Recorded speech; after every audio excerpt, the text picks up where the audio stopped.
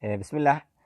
ilaahay baa mahad iskale. waxayna soo dhamaatay qaybtii yaryarka ahayd smallka z baynu geynay.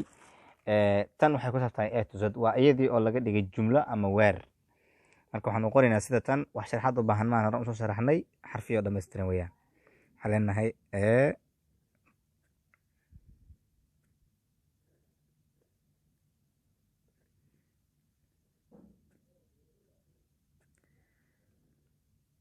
b c d e f g h I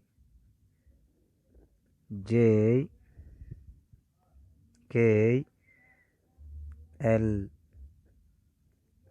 m n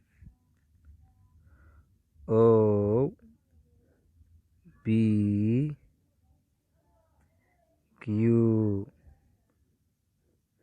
r s t u v w x y